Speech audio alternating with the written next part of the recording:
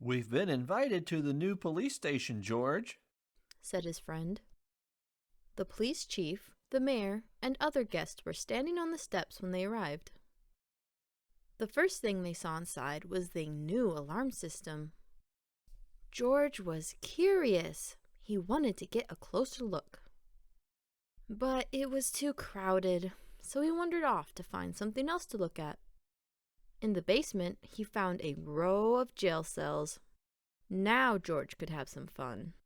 He climbed up the bars and swung from cell to cell. While George was busy cleaning doors, the mayor and the chief came down to inspect the cells. George did not see them. Clink! George had locked them up. Help! The mayor shouted. Who did that? It was that little monkey, The chief cried. Guards, get him! But no one heard, and George ran away. George ran by the alarm system. Then he stopped. Now he could get a closer look. George was curious. What would happen if he pushed that red button? George had to find out, so he pushed it. Suddenly, sirens were screaming. Policemen came running from every direction. Now George was really in trouble. He ran down to the basement. A policeman ran after him. George was caught. Lock him up! They heard someone cry. It was the mayor and the chief. Will someone please get us out of here? The chief shouted. The policeman holding George asked. "Should I lock him up?"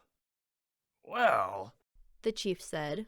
he did lock us up, but then he also led you fellows down here to get us out. I guess we'll let him go.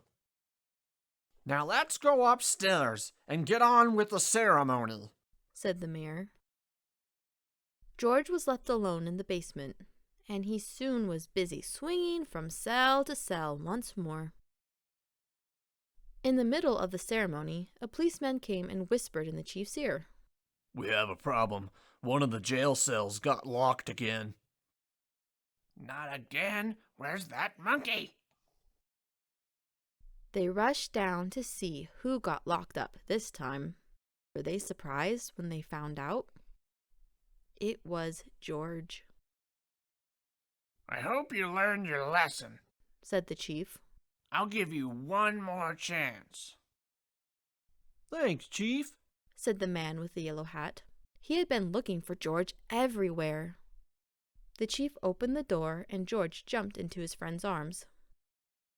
"Let's go home," Said the man, and that's what they did.